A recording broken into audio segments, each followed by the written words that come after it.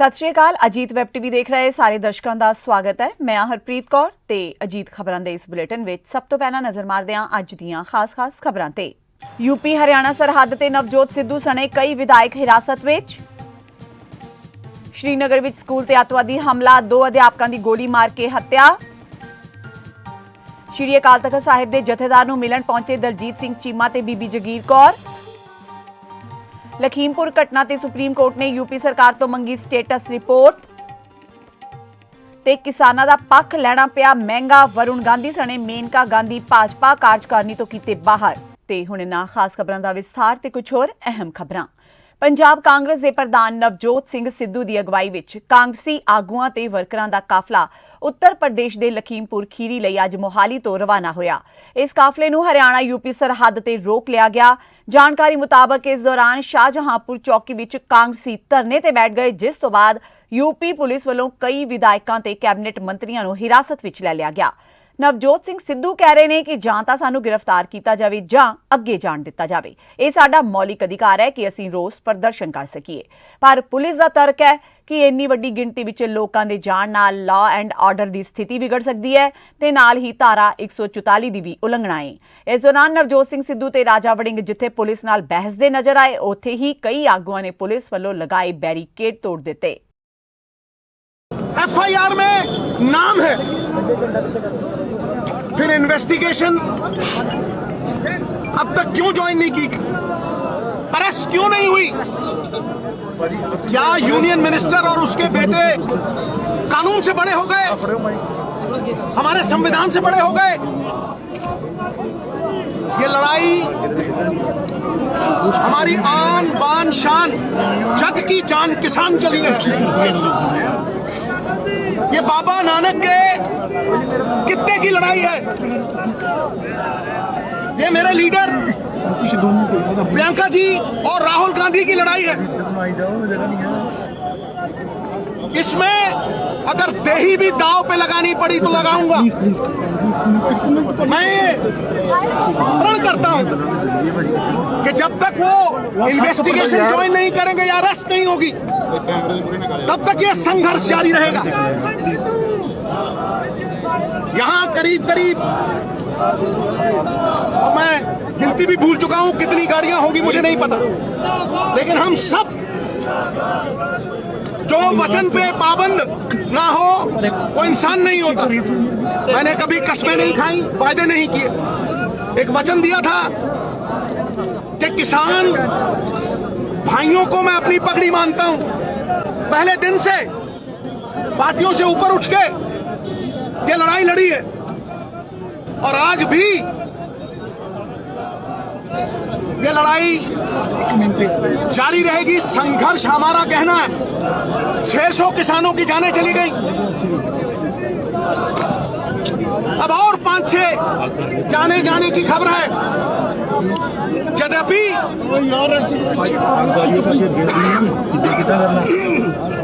UP police ने union minister के बेटे को अरेस्ट नहीं किया, तो मैं कल से भूख हड़ताल पे जाऊंगा। ये मेरा वचन है और मेरा प्रण है। मैं पीछे नहीं हटूंगा क्योंकि ये अन्याय है। अगर न्याय के लिए लड़ते लड़ते प्राण भी चले गए तो ठीक है। किसान भाइयों का विश्वास इस देश का विश्वास है। 60% आबादी है। मेरे बाप दादा किसान थे। यदि किसान भाइयों के लिए प्राणों की आहुति भी, और अभी तक किसी लीडर की आहुति नहीं हुई है, प्राणों की आहुति भी देनी पड़ी,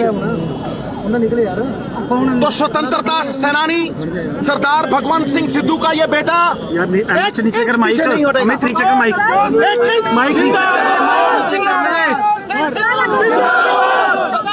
ये प्रेरणा मेरी लीडर प्रियंका जी और राहुल जी, जिन्हें आज मैंने angels of saviours of democracy कहा है। जमहूरियत जब खत्म होती है तो अहंकार पैदा होता है, और अहंकार यमराज का सिंहासन है। कुछ सिंहासन पे पतन निश्चित है। सिद्धू ਸਾਹਿਬ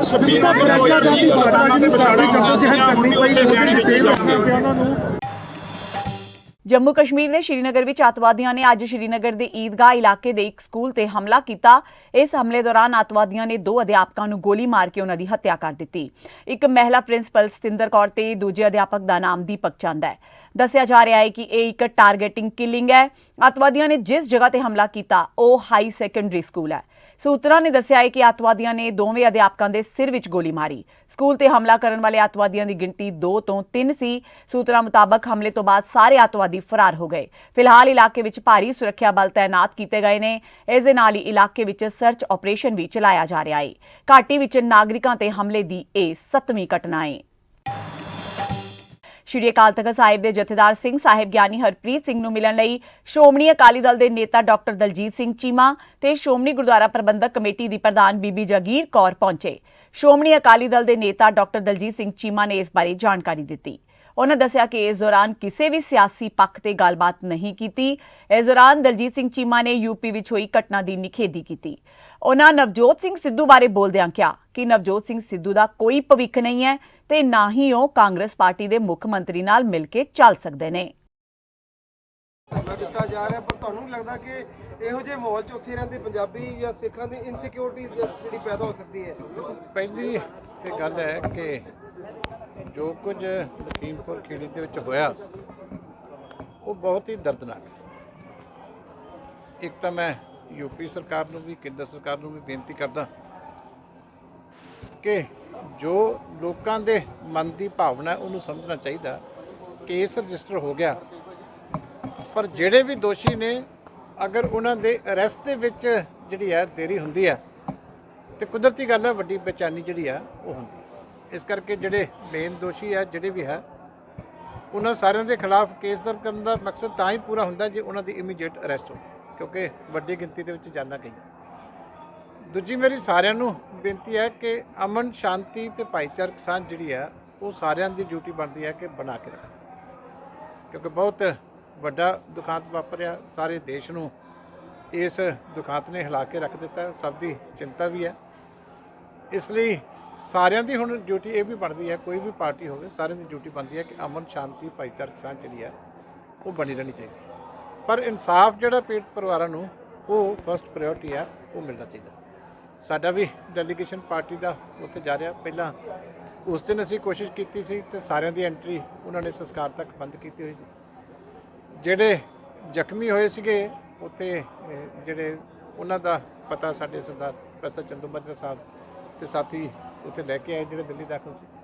ਹੁਣ ਫਿਰ ਡੈਲੀਗੇਸ਼ਨ ਜਿਹੜਾ ਉੱਥੇ ਜਾਏਗਾ, ਸਾਰੀ ਗਰਾਊਂਡ ਦੀ ਸਥਿਤੀ ਰਿਪੋਰਟ ਜਿਹੜੀ ਹੈ ਜਾ ਕੇ ਦੇਖਣਗੇ। ਉਹਦੇ ਮੁਤਾਬਕ ਫਿਰ ਹੋਰ ਜੇ ਕੋਈ ਅੱਗੇ ਪਾਰਟੀ ਨੂੰ ਕਰਨ ਦੀ ਲੋੜ ਹੋਈ ਤੇ ਜ਼ਰੂਰ ਕਰਾਂਗੇ। ਕਾਂਗਰਸ ਨੂੰ ਮਤਲਬ ਕੇਂਦਰ ਸਰਕਾਰ ਤੇ ਦਬਾਅ ਬਣਾਉਣ ਦੀ ਜੇ ਉੱਥੇ ਜਾ ਕੇ ਧਰਨੇ ਲਾਣਾ ਜਾਂ ਰੋਡ ਸ਼ੋਅ ਕਰਨਾ ਠੀਕ ਸਮਝਦੇ? ਨਹੀਂ, ਮੈਂ ਤਾਂ ਸਾਰਿਆਂ ਨੂੰ ਬੇਨਤੀ ਕਰ ਸਕਦਾ ਕਿਉਂਕਿ ਬਹੁਤ ਗੰਭੀਰ ਇਹ ਜਿਹੜਾ ਹੈਗਾ ਇਹ ਸਾਰਾ ਮਸਲਾ।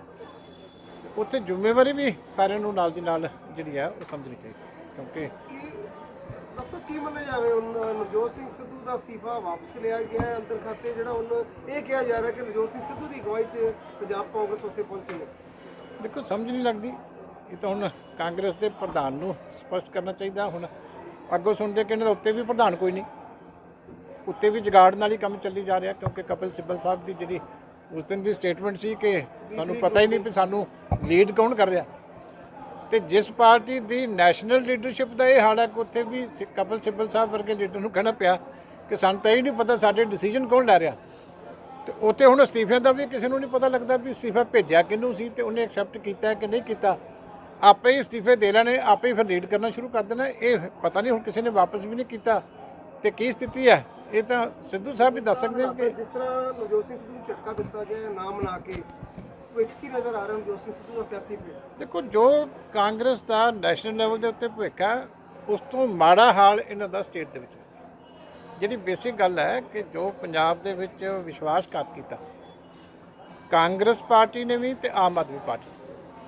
ਕਾਂਗਰਸ ਪਾਰਟੀ ਨੇ ਗੁਟਕਾ ਸਾਹਿਬ ਹੱਥਾਂ 'ਚ ਫੜ ਕੇ ਬੜੇ ਵੱਡੇ ਵਾਅਦੇ ਕੀਤੇ ਸੀ।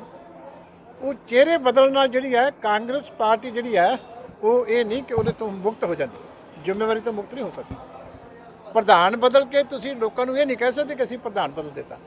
ਪੂਰਾ ਸਾਰੇ ਜਿੰਨੇ ਹੁਣ ਵੀ ਬਣੇ ਆ, ਚਾਹੇ ਕੋਈ ਮੁੱਖ ਮੰਤਰੀ ਹੈ, ਕੋਈ ਨਵਾਂ ਪ੍ਰਧਾਨ ਬਣਿਆ, ਕੋਈ ਮੰਤਰੀ ਬਣਿਆ, ਇਹ ਸਾਰੇ ਪਹਿਲਾਂ ਵੀ ਸੱਤਾ ਦੇ ਵਿੱਚ ਭਾਗੀਦਾਰ ਸੀ। ਇਸ ਕਰਕੇ ਜਿਹੜੇ ਕਰਜ਼ੇ ਮਾਫ ਨਹੀਂ ਹੋਏ, ਜਿਹੜੇ ਘਰ ਘਰ ਨੌਕਰੀਆਂ ਨਹੀਂ ਮਿਲੀਆਂ, ਜਿਹੜੇ ਨਸ਼ੇ ਇੰਨੇ ਵਿਕੇ, ਜਿਹੜੇ ਸਕੈਂਡਲ ਐਡੇ ਵੱਡੇ ਸਰਕਾਰ ਦੇ ਵਿੱਚ ਹੋ ਗਏ, ਕਰਪਸ਼ਨ ਐਡੇ ਵੱਡੇ ਪੱਧਰ ਦੀ ਹੋ ਗਈ, ਲਾਅ ਐਂਡ ਆਰਡਰ ਐਡੀ ਮਾੜੀ ਹੋਈ, ਇਹਦੀ ਜਵਾਬਦੇਹੀ ਕਿਹਦੀ ਹੈ? ਕਾਂਗਰਸ ਪਾਰਟੀ ਦੀ ਹੈ। ਇਸੇ ਤਰ੍ਹਾਂ ਜਿਹੜੀ ਆਪੋਜੀਸ਼ਨ ਪਾਰਟੀ ਸੀ ਜਿਹਨੇ ਪਹਿਰਾ ਦੇਣਾ ਸੀ, ਉਹਦੇ ਖੁਦ ਅੱਧੇ ਤੋਂ ਵੱਧ ਐਮਐਲਏ ਕਾਂਗਰਸ ਦੇ ਵਿੱਚ ਜਾ ਕੇ ਸੱਤਾ ਦਾ ਆਨੰਦ ਮਾਣਦੇ ਰਹੇ। ਇਸ ਕਰਕੇ ਹੁਣ ਕੇਜਰੀਵਾਲ ਦੀ ਗਰੰਟੀ ਨੂੰ ਕੌਣ ਮੰਨੇ? ਕਿਉਂਕਿ ਜਿਹੜੇ ਬੰਦੇ ਨੇ ਦਿੱਲੀ ਦੇ ਵਿੱਚ ਪਹਿਲਾਂ ਲੋਕਾਂ ਨਾਲ ਵਾਅਦਾ ਕੀਤਾ ਸੀ, ਉਹ ਵੀ ਗਰੰਟੀ ਸੀ ਜਿਹੜੀ ਕਹਿੰਦੇ ਸੀ ਕਿ ਅਸੀਂ ਰਾਜਨੀਤੀ 'ਚ ਨਹੀਂ ਆਵਾਂਗੇ, ਫਿਰ ਅੰਨੇ ਹਜ਼ਾਰਾਂ ਨੂੰ ਧੋਖਾ ਦੇ ਕੇ ਰਾਜਨੀਤੀ 'ਚ ਆਏ। ਫਿਰ ਬੱਚਿਆਂ ਦੀ ਕਸਮ ਖਾਧੀ ਕਿ ਮੈਂ ਕਾਂਗਰਸ ਦੀ ਜਾਂ ਬੀਜੇਪੀ ਦੀ ਮਦਦ ਨਹੀਂ ਲਵਾਂਗਾ, ਤੇ ਫਿਰ ਉਹ ਵੀ ਜਿਹੜੀ ਹੈ ਗਰੰਟੀ ਤੋੜੀ। ਫਿਰ ਪੰਜਾਬ ਦੇ ਵਿੱਚ ਨਸ਼ਿਆਂ ਦੇ ਬਾਰੇ 'ਚ ਲੀਡਰਾਂ ਦੇ ਉੱਤੇ ਇਲਜ਼ਾਮ ਲਾਏ, ਤੇ ਜਦੋਂ ਇਲੈਕਸ਼ਨ ਨਿਕਲ ਗਈ ਤੇ ਫਿਰ ਜਾ ਕੇ ਲਿਖਤੀ ਅਦਾਲਤ ਦੇ ਅੰਦਰ ਮਾਫੀ ਮੰਗੀ। ਹੁਣ ਜਿਹੜਾ ਬੰਦਾ ਅਦਾਲਤ ਦੇ ਵਿੱਚ ਮਾਫੀ ਬਤੌਰ ਮੁੱਖ ਮੰਤਰੀ ਮੰਗਦਾ, ਹੁਣ ਉਹ ਬੰਦਾ ਪੰਜਾਬ ਦੇ ਵਿੱਚ ਆ ਕੇ ਕਹੇ ਮੈਂ ਗਰੰਟੀ ਦੇਣਾ, ਜਿਹਦੀ ਆਪਣੀ ਗਰੰਟੀ ਕੋਈ ਨਹੀਂ। ਇਸ ਕਰਕੇ ਭਾਵੇਂ ਆਮ ਆਦਮੀ ਪਾਰਟੀ ਆ, ਭਾਵੇਂ ਕਾਂਗਰਸ ਪਾਰਟੀ ਆ, ਲੋਕੀ ਹੁਣ ਇਹਨਾਂ ਨੂੰ ਸਜ਼ਾ ਜਿਹੜੀ ਆ ਉਹ 100% ਦੇਣ। ਜੰਗ ਸ਼ੁਰੂ ਕਾਂਗਰਸ ਦੀ ਪਹਿਲੀ ਸਫਲਤਾ ਤਾਂ ਇਹ ਸੀ ਕਿ ਇਹ ਪਰਫਾਰਮ ਨਹੀਂ ਕਰ ਪਾਈ। ਦੂਜੀ ਇਹ ਸੀ ਕਿ ਇਹਨੇ ਮੁੱਖ ਮੰਤਰੀ ਤੇ ਲਾ ਲਿਆ, ਇਹਨਾਂ ਕੋਲੇ ਕੋਈ ਮੰਨਣ ਨੂੰ ਤਿਆਰ ਨਹੀਂ ਸੀ ਕਿ ਦੂਜਾ ਕਿਹਨੂੰ ਬਣਾਇਆ ਜਾਵੇ। ਦਿਨ 'ਚ 4-4 ਮੁੱਖ ਮੰਤਰੀਆਂ ਦੇ ਨਾਂ ਆਉਂਦੇ ਰਹੇ। ਜਦੋਂ ਪੇਸ਼ ਨਹੀਂ ਗਈ ਤੇ ਫਿਰ ਚੰਨੀ ਸਾਹਿਬ ਨੂੰ ਸਹੁੰ ਚੁਕਾਈ। ਜਦੋਂ ਚੰਨੀ ਸਾਹਿਬ ਨੂੰ ਸਹੁੰ ਚੁਕਾਲੀ, ਨਾਲ ਹੀ ਐਲਾਨ ਆ ਗਿਆ ਕਿ ਇਹ ਚਿਹਰਾ ਨਹੀਂ ਹੋਣਗੇ ਅਗਲੀ ਇਲੈਕਸ਼ਨ ਦੇ, ਇਹ ਬਸ 2-3 ਮਹੀਨੇ ਕੰਮ ਸਾਰਨ ਵਾਸਤੇ ਬਣਾਇਆ। ਕੰਮ ਚਲਾਓ। ਇਸ ਕਰਕੇ ਕੋਈ ਸਿਧਾਂਤ ਤਾਂ ਨਹੀਂ ਹੈਗਾ ਕੋਈ ਕਿਸੇ ਪਾਸੇ ਵੀ। ਨਵੇਂ ਮੁੱਖ ਮੰਤਰੀ ਦੀ ਛਾਪ ਨੂੰ ਕਿਸ ਤਰ੍ਹਾਂ ਦੇਖਦੇ ਹੋ ਕਿ ਅੱਜ ਕੱਲ੍ਹ 2 ਕਿਲੋਵਾਟ ਦੀ ਬਿਜਲੀ ਨੂੰ ਵੀ ਉਹਨਾਂ ਨੇ ਕਿਹਾ ਕਿ ਬਕਾਏ ਨੇ ਮਾਫ ਕਰ ਦਾਂਗੇ, ਤੇ ਕਾਰਗੁਜ਼ਾਰੀ ਕਿਸ ਤਰ੍ਹਾਂ ਦੀ ਦੇਖਦੇ ਹੋ? ਗੱਲ ਇਹ ਆ ਪਹਿਲਾਂ ਸਿਸਟਮ ਨੂੰ ਸਮਝ ਲੈਣ, ਠੀਕ ਹੈ ਨਾ। ਇਸ ਕਰਕੇ ਜਿਹੜੀ ਬਹੁਤ ਵੱਡੀ ਜ਼ਿੰਮੇਵਾਰੀ ਹੈ ਉਹਨੂੰ ਗੰਭੀਰਤਾ ਨਾਲ ਨਿਭਾਉਣਾ ਪਊਗਾ। ਡਰਾਮਿਆਂ ਨਾਲ ਲੋਕਾਂ ਦਾ ਢਿੱਡ ਨਹੀਂ ਭਰਦਾ। ਕੈਪਟਨ ਸਾਹਿਬ ਦਿੱਲੀ ਪਹੁੰਚੇ ਆ ਜੀ, ਮੀਟਿੰਗਾਂ ਦਾ ਫਿਰ ਦੌਰ ਸ਼ੁਰੂ ਹੈ, ਕੀ ਲੱਗਦਾ ਕੀ ਧਮਾਕਾ ਕਰਨਗੇ ਕੈਪਟਨ ਸਾਹਿਬ? ਦੇਖੋ ਇਹ ਤਾਂ ਸਮਾਂ ਹੀ ਦੱਸੇਗਾ। ਇਸ ਕਰਕੇ ਇਹ ਹੁਣ ਇਹੀ ਕੁਛ ਹੀ ਹੋਣਾ।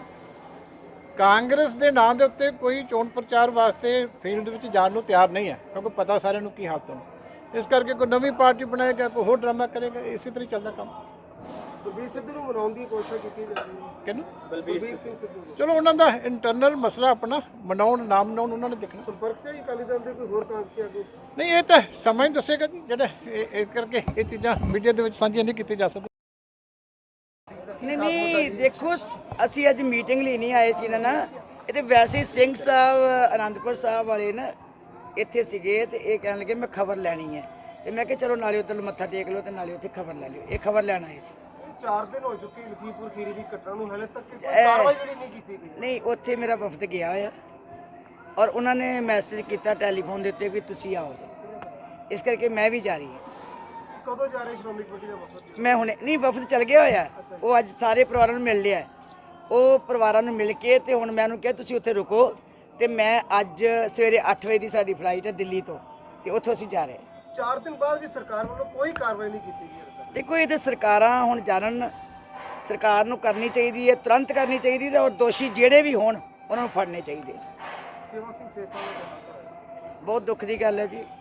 ਸਰਦਾਰ ਸੇਵਾ ਸਿੰਘ ਜੀ ਜਥੇਦਾਰ ਸਾਹਿਬ ਜੀ ਨੇ ਬੜੀ ਵੱਡੀ ਸੇਵਾ ਸਾਡੇ ਨਾਲ ਕੀਤੀ ਹੈ, ਔਰ ਲੰਬਾ ਸਮਾਂ ਸ਼੍ਰੋਮਣੀ ਅਕਾਲੀ ਦਲ ਦੀ ਪਰਿਵਾਰਕ ਤੌਰ ਤੇ ਵੀ ਉਹਨਾਂ ਦੀ ਬੜੀ ਵੱਡੀ ਪੰਥ ਦੀ ਕੁਰਬਾਨੀਆਂ 'ਚ ਵੀ ਰਹੇ ਹੈ, ਸੇਵਾ ਵੀ ਕੀਤੀ ਹੈ। ਔਰ ਖਾਸ ਕਰਕੇ ਸ਼੍ਰੋਮਣੀ ਗੁਰਦੁਆਰਾ ਪ੍ਰਬੰਧਕ ਕਮੇਟੀ 'ਚ ਮੇਰੇ ਸਾਥੀ ਮੈਂਬਰ SGPC ਸੀ, ਪਹਿਲਾਂ ਉਹਨਾਂ ਦੀ ਵਾਈਫ ਵੀ ਰਹੀ ਹੈ, ਸੋ ਇਸ ਕਰਕੇ ਉਹਨਾਂ ਦੀ ਜਾਨ ਦਾ ਦੁੱਖ ਵੀ ਹੈ, ਵਿਛੋੜਾ ਵੀ ਹੈ, ਤੇ ਵਾਹਿਗੁਰੂ ਦੇ ਅੱਗੇ ਅਰਦਾਸ ਵੀ ਹੈ ਕਿ ਸੱਚੇ ਪਾਤਸ਼ਾਹ ਨੂੰ ਚਰਨਾਂ 'ਚ ਨਿਵਾਸ ਦੇਣ। ਬੀਬੀ ਜੀ, ਮੰਨਿਆ ਜਾ ਰਿਹਾ ਕਿ ਅੱਜ ਜਿਹੜੀ ਮੀਟਿੰਗ ਹੋਈ ਆ ਪੰਥਕ ਮਸਲਿਆਂ ਨੂੰ ਲੈ ਕੇ ਹੋਈ, ਕਿਹੜੀਆਂ ਵਿਚਾਰਾਂ ਹੋਈਆਂ? ਨਹੀਂ, ਪੰਥਕ ਮਸਲੇ ਤੇ ਦੇਖੋ ਜਦੋਂ ਬੈਠਦੇ ਹਾਂ ਆਪਾਂ ਕੋਈ ਨਾ ਕੋਈ ਵਿਚਾਰਾਂ ਚੱਲਦੀਆਂ ਹੀ ਆ, ਪਰ ਉੱਦਾਂ ਦੀ ਕੋਈ ਇਹ ਨਹੀਂ ਸੀ ਕਿ ਕੋਈ ਸਪੈਸ਼ਲ ਮੀਟਿੰਗ ਸੀ ਸਾਡੀ।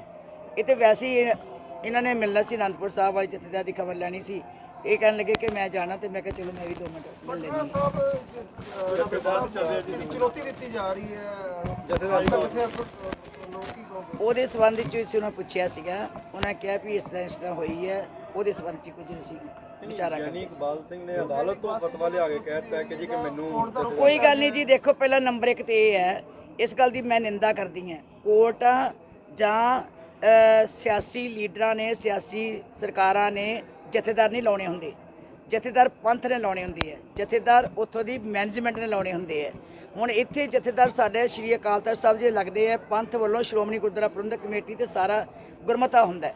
ਸੋ ਇਸ ਕਰਕੇ ਇਹ ਵੀ ਨਿੰਦਣ ਵਾਲੀ ਗੱਲ ਹੈ ਕਿ ਸਾਡੇ ਗੁਰਧਾਮਾਂ ਦੇ ਵਿੱਚ ਸਰਕਾਰਾਂ ਦਖਲਅੰਦਾਜ਼ੀ ਕਰਨ। ਇਸ ਗੱਲ ਦੀ ਵੀ ਅਸੀਂ ਇੱਥੇ ਵਿਚਾਰ ਕਰ ਰਹੇ ਸੀ ਕਿ ਅੱਜ ਦਿੱਲੀ ਗੁਰਦੁਆਰਾ ਸਿੱਖ ਗੁਰਦੁਆਰਾ ਪ੍ਰਬੰਧਕ ਕਮੇਟੀ ਵਿੱਚ ਵੀ ਸਰਕਾਰ ਬਹੁਤ ਦਖਲਅੰਦਾਜ਼ੀ ਕਰਦੀ, ਦਿੱਲੀ ਦੀ ਸਰਕਾਰ, ਔਰ ਦਿੱਲੀ ਸਰਕਾਰ ਇੰਨੀ ਦਖਲਅੰਦਾਜ਼ੀ ਕਰਦੀ ਹੈ ਕਿ ਚੁਣੇ ਹੋਏ ਮੈਂਬਰਾਂ ਨੂੰ ਅੱਜ ਹਰਾਸ ਕੀਤਾ ਜਾ ਰਿਹਾ, ਔਰ ਚੁਣੇ ਹੋਏ ਮੈਂਬਰ ਜਿਹੜੇ ਆ ਉਹਨਾਂ ਨੂੰ ਮੌਕਾ ਦਿੱਤਾ ਜਾ ਰਿਹਾ ਕਿ ਉਹ ਪ੍ਰਧਾਨ ਦੀ ਚੋਣ ਕਰ ਸਕਣ। ਕੋਈ ਵੀ ਪ੍ਰਧਾਨ ਹੋਵੇ, ਲੇਕਿਨ ਮੈਂਬਰਾਂ ਨੇ ਚੁਣਨਾ ਕਿਉਂ ਦਖਲਅੰਦਾਜ਼ੀ ਕਰ ਰਹੀ ਹੈ। ਸੋ ਇਹ ਗੱਲਾਂ ਹੈ ਚਿੰਤਾਜਨਕ ਹੈ। ਦਿੱਤੀ ਆ ਤੇ ਗਿਆਨੀ ਰਣਜੀਤ ਸਿੰਘ ਹੋਰ ਉਹਨਾਂ ਨੇ ਹਾਈ ਕੋਰਟ 'ਚ ਆਪਣੀ ਰਿਟ ਪਾਈ ਆ ਕਿ ਚਲੋ ਉਹ ਉੱਧਰ ਜਾਣਾ ਚਾਹੀਦਾ ਹਾਈ ਕਿਉਂਕਿ ਪੰਥਕ ਦਾ ਫੈਸਲਾ ਹੈ, ਨਹੀਂ, ਜਥੇਦਾਰ ਲਾ ਦੇਖੋ ਜਾਣਾ ਨਹੀਂ ਚਾਹੀਦਾ, ਪਰ ਉੱਥੇ ਜਦੋਂ ਹਾਈ ਕੋਰਟ ਨੂੰ ਫਿਰ ਡਿਫੈਂਡ ਕਰਨ ਵਾਸਤੇ ਉਹਦਾ ਜਵਾਬ ਤੇ ਦੇਣਾ ਹੀ ਪਏਗਾ। ਉੱਤਰ ਪ੍ਰਦੇਸ਼ ਦੇ ਲਖੀਮਪੁਰ ਖੀਰੀ ਵਿੱਚ ਕਿਸਾਨਾਂ ਨੂੰ ਕੁਚਲਣ ਦੇ ਮਾਮਲੇ ਵਿੱਚ ਅੱਜ ਸੁਪਰੀਮ ਕੋਰਟ ਵਿੱਚ ਸੁਣਵਾਈ ਹੋਈ। ਇਸ ਮਾਮਲੇ ਵਿੱਚ ਸੁਪਰੀਮ ਕੋਰਟ ਨੇ ਯੂਪੀ ਸਰਕਾਰ ਨੂੰ ਕੱਲ ਤੱਕ ਸਥਿਤੀ ਰਿਪੋਰਟ ਪੇਸ਼ ਕਰਨ ਲਈ ਕਿਹਾ ਹੈ। ਸੁਣਵਾਈ ਦੌਰਾਨ ਚੀਫ ਜਸਟਿਸ ਐਨ.ਵੀ. ਰਮੰਨਾ ਨੇ ਇਹ ਵੀ ਕਿਹਾ ਕਿ ਸਰਕਾਰ ਨੂੰ ਦੱਸਣਾ ਚਾਹੀਦਾ ਹੈ ਕਿ ਇਸ ਹਿੰਸਾ ਵਿੱਚ ਕਿਹੜੇ ਲੋਕਾਂ ਦੀ ਮੌਤ ਹੋਈ ਹੈ। ਸੁਪਰੀਮ ਕੋਰਟ ਵਿੱਚ ਕੱਲ ਵੀ ਇਸ ਮਾਮਲੇ ਤੇ ਸੁਣਵਾਈ ਜਾਰੀ ਰਹੇਗੀ। ਸੁਣਵਾਈ ਦੌਰਾਨ ਚੀਫ ਜਸਟਿਸ ਐਨ.ਵੀ. ਰਮੰਨਾ ਨੇ ਦੱਸਿਆ ਕਿ ਇਸ ਮਾਮਲੇ ਵਿੱਚ 2 ਵਕੀਲਾਂ ਨੇ ਮੈਨੂੰ ਚਿੱਠੀ ਲਿਖੀ ਸੀ। ਉਹਨਾਂ ਦੇ ਨਾਂ ਸ਼ਿਵ ਕੁਮਾਰ ਤ੍ਰਿਪਾਠੀ ਤੇ CS ਪਾਂਡਾ ਨੇ। ਉਹਨਾਂ ਕਿਹਾ ਕਿ ਅਸੀਂ ਚਿੱਠੀ ਦਾ ਧਿਆਨ ਰੱਖਿਆ, ਹਾਲਾਂਕਿ ਰਜਿਸਟਰੀ ਨੇ ਇਸ ਨੂੰ ਸੁਓ ਮੋਟੂ ਕੇਸ ਵਜੋਂ ਸੂਚੀਬੱਧ ਕੀਤਾ ਹੈ। ਸੁਣਵਾਈ ਦੌਰਾਨ CJI ਰਮੰਨਾ ਨੇ ਦੋਵੇਂ ਵਕੀਲਾਂ ਨੂੰ ਵੀਡੀਓ ਕਾਨਫਰੰਸਿੰਗ ਰਾਹੀਂ ਜੁੜਨ ਲਈ ਕਿਹਾ। ਸੁਣਵਾਈ ਦੌਰਾਨ ਇੱਕ ਵਕੀਲ ਨੇ ਸੁਪਰੀਮ ਕੋਰਟ ਨੂੰ ਬੇਨਤੀ ਕੀਤੀ ਕਿ ਉਹ ਸਾਰੀਆਂ 8 ਮੌਤਾਂ ਬਾਰੇ ਰਿਪੋਰਟ ਲਵੇ, ਜਿਸ ਤੇ ਚੀਫ ਜਸਟਿਸ ਨੇ ਕਿਹਾ ਕਿ ਉਹ ਸਾਰਿਆਂ ਨੂੰ ਸੁਣਨ ਤੋਂ ਬਾਅਦ ਜ਼ਰੂਰੀ ਆਦੇਸ਼ ਦੇਣਗੇ। ਉੱਤਰ ਪ੍ਰਦੇਸ਼ ਖੀਰੀ ਵਿੱਚ ਹੋਈ ਹਿੰਸਾ ਮਾਮਲੇ ਵਿੱਚ ਵਰੁਣ ਗਾਂਧੀ ਨੇ ਕਿਸਾਨਾਂ ਦੇ ਸਮਰਥਨ ਵਿੱਚ ਲਗਾਤਾਰ ਟਵੀਟ ਕੀਤੇ, ਜਿਸ ਤੋਂ ਬਾਅਦ ਇਸ ਦਾ ਖਮਿਆਜ਼ਾ ਉਹਨਾਂ ਨੂੰ ਭੁਗਤਣਾ ਪਿਆ। ਭਾਜਪਾ ਦੇ ਲੀਡਰ ਤੇ ਪੀਲੀਭੀਤ ਤੋਂ ਸੰਸਦ ਮੈਂਬਰ ਵਰੁਣ ਗਾਂਧੀ ਨੇ ਇੱਕ ਵੀਡੀਓ ਟਵੀਟ ਕਰਕੇ ਦੋਸ਼ੀਆਂ ਨੂੰ ਸਜ਼ਾ ਦਿਵਾਉਣ ਦੀ ਮੰਗ ਕੀਤੀ। ਇਸ ਵਿਚਾਲੇ ਹੁਣ ਭਾਜਪਾ ਨੇ ਰਾਸ਼ਟਰੀ ਕਾਰਜਕਾਰਨੀ ਦਾ ਐਲਾਨ ਕੀਤਾ। ਪੀਲੀਭੀਤ ਤੋਂ ਸੰਸਦ ਮੈਂਬਰ ਵਰੁਣ ਗਾਂਧੀ ਨੂੰ ਭਾਜਪਾ ਦੀ ਰਾਸ਼ਟਰੀ ਕਾਰਜਕਾਰਨੀ ਤੋਂ ਬਾਹਰ ਕਰ ਦਿੱਤਾ ਗਿਆ ਹੈ। ਸੀਨੀਅਰ ਭਾਜਪਾ ਨੇਤਾ ਤੇ ਵਰੁਣ ਦੀ ਮਾਂ ਮੇਨਕਾ ਗਾਂਧੀ ਵੀ ਰਾਸ਼ਟਰੀ ਕਾਰਜਕਾਰਨੀ ਤੋਂ ਬਾਹਰ ਹੋ ਗਏ ਨੇ। ਵਰੁਣ ਸਰਕਾਰ ਦੀਆਂ ਨੀਤੀਆਂ ਦੇ ਖਿਲਾਫ ਹਮੇਸ਼ਾ ਬੋਲਦੇ ਰਹੇ ਨੇ। ਇਸ ਸਮੇਂ ਉਹਨਾਂ ਨੇ ਲਖੀਮਪੁਰ ਹਿੰਸਾ ਮਾਮਲੇ ਵਿੱਚ ਸਰਕਾਰ ਦੇ ਖਿਲਾਫ ਬਿਆਨ ਦਿੱਤੇ। ਪ੍ਰਧਾਨ ਮੰਤਰੀ ਨਰਿੰਦਰ ਮੋਦੀ ਨੇ ਅੱਜ all India institute of medical sciences ਸਮੇਤ ਦੇਸ਼ ਭਰ ਵਿੱਚ PM ਕੇਅਰਸ ਦੇ ਅਧੀਨ ਸਥਾਪਿਤ ਕੀਤੇ ਗਏ 35 ਆਕਸੀਜਨ ਪਲਾਂਟਾਂ ਦਾ ਉਦਘਾਟਨ ਕੀਤਾ। ਏਮਜ਼ ਰਿਸ਼ੀਕੇਸ਼ ਵਿੱਚ ਹੋਣ ਵਾਲੇ ਇੱਕ ਪ੍ਰੋਗਰਾਮ ਵਿੱਚ ਪ੍ਰਧਾਨ ਮੰਤਰੀ ਨੇ 35 ਰਾਜਾਂ ਤੇ ਕੇਂਦਰ ਸ਼ਾਸਤ ਪ੍ਰਦੇਸ਼ਾਂ ਵਿੱਚ PM ਕੇਅਰਸ ਦੇ ਅਧੀਨ ਸਥਾਪਿਤ 35 pressure swing absorption oxygen plant ਰਾਸ਼ਟਰ ਨੂੰ ਸਮਰਪਿਤ ਕੀਤੇ। Baba Farid university of health sciences Faridkot ਦੇ ਗੁਰੂ ਗੋਬਿੰਦ ਸਿੰਘ ਮੈਡੀਕਲ ਕਾਲਜ ਵਿੱਚ ਆਕਸੀਜਨ ਪਲਾਂਟ ਲਗਾਇਆ ਗਿਆ ਹੈ, ਜਿਸ ਦਾ ਪ੍ਰਧਾਨ ਮੰਤਰੀ ਨੇ ਵਰਚੁਅਲ ਪਲੇਟਫਾਰਮ ਰਾਹੀਂ ਰਾਸ਼ਟਰ ਨੂੰ ਸਮਰਪਿਤ ਕੀਤਾ। ਦੇਸ਼ ਵਿੱਚ 894 ਪਲਾਂਟ ਕਾਰਜਸ਼ੀਲ ਨੇ, ਜਿਨ੍ਹਾਂ ਵਿੱਚੋਂ 41 ਪੰਜਾਬ ਰਾਜ ਵਿੱਚ ਨੇ। 41 ਪਲਾਂਟਾਂ ਵਿੱਚੋਂ 28 DRDO ਭਾਰਤ ਸਰਕਾਰ ਦੁਆਰਾ ਮੁਹੱਈਆ ਕਰਵਾਏ ਗਏ ਨੇ। ਅਜਿਹਾ ਹੀ ਇੱਕ ਪਲਾਂਟ ਜੋ Baba Farid university of health sciences Faridkot ਵਿੱਚ ਲਗਾਇਆ ਗਿਆ ਹੈ। प्रधान मंत्री जी ने जे देश 891 PSA प्लांट अज तक लाए है, उन्होंने चों 41 प्लांट जोड़े है पंजाब लगे। उन्होंने पंजाब के 41 प्लांटा चों जो 28 प्लांट्स है वो DRDO के पंजाब सरकार नो गौरमेंट ऑफ इंडिया के प्लांट्स है DRDO ने दिते। वो चों एक प्लांट जोड़ा है जिसकी अज असी इनोग्रेशन की। बाबा फरीद यूनिवर्सिटी के कोल टोटल 5 प्लांट है। 3 प्लांट फरीदकोट च है, एक प्लांट एडवांस कैंसर इंस्टीट्यूट च है और एक प्लांट साडा जलालाबाद च है। सो अज दे इस फंक्शन नाल प्रधानमंत्री दे दिमाग च, सारे देश दे दिमाग च मैनूं बड़ी खुशी है कि फरीदकोट का भी नौ उच्चा होया, क्योंकि सारे प्लांट जिन्हें भी पंजाब च लगे उन्होंने चो फरीदकोट का प्लांट जिहड़ा है अज इस फंक्शन वास्ते चुनिया गया था।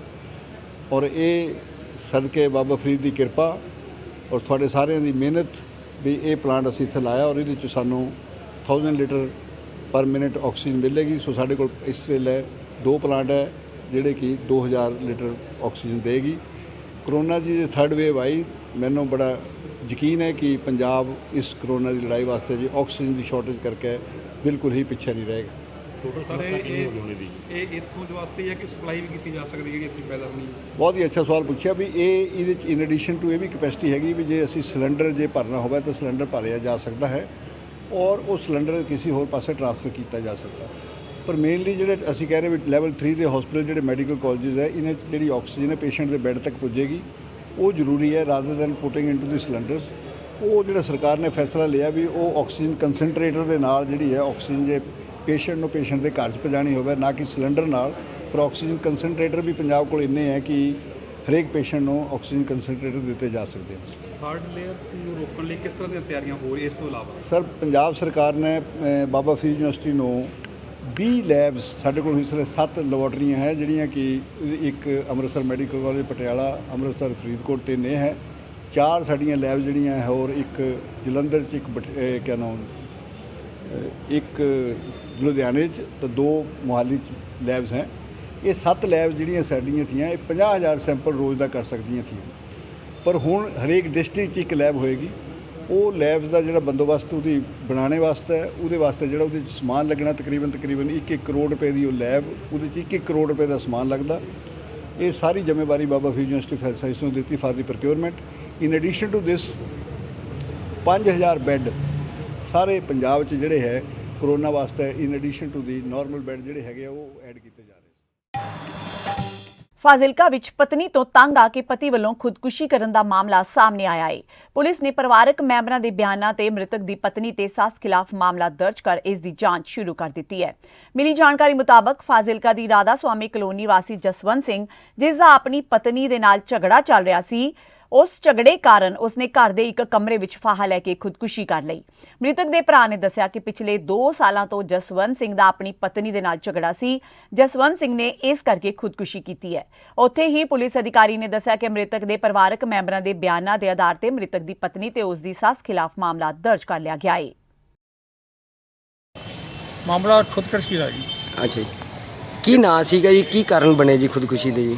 ਜਸਵੰਤ ਸਿੰਘ ਹੈ ਜੀ ਨਾਂ ਦਾ ਜੀ। ਜੀ ਹਾਂਜੀ, ਘਰ ਵਾਲੀ ਨਾਲ ਕੋਈ ਲੜਾਈ ਝਗੜਾ ਰਹਿੰਦਾ ਸੀ ਉਹਦਾ ਜੀ। ਠੀਕ ਹੈ। ਉਹਦੇ ਤੋਂ ਦੁਖੀ ਹੋ ਕੇ ਤੇ ਇਹ ਰਾਧਾ ਸੁਆਮੀ ਕਲੋਨੀ ਹੈ ਜੀ, ਗਲੀ ਨੰਬਰ 13। ਕਾਰਵਾਈ ਅਮਲ 'ਚ ਲਿਆਂਦੀ ਜਾ ਰਹੀ ਹੈ ਜਿਹੜੀ ਫੇਰ ਲਾਉਂਚ ਕਰਤੀ ਹੈ। ਬਾਈ ਨੇਮ ਹੈ ਜੀ ਕਿ ਬਾਈ ਨੇਮ ਹੈ ਜੀ। ਕਿਹਦੀ ਉਹਦੀ ਘਰ ਵਾਲੀ ਦੇ ਖਿਲਾਫ ਜੀ? ਘਰ ਵਾਲੀ ਦੀ ਤੇ ਇੱਥੋਂ ਦੀ ਸੱਸ ਦੇ ਖਿਲਾਫ 306-34 ਆਈ ਜੀ। ਜਿਹੜੀ ਉਹਦੇ ਘਰ ਵਾਲੇ ਦਾ ਨਾਂ ਜੀ ਸੀਤਾ ਕੌਰ ਆ ਜੀ। ਹਾਂਜੀ, ਇਹਦਾ ਇੱਕ ਮੁੰਡਾ ਸੀ।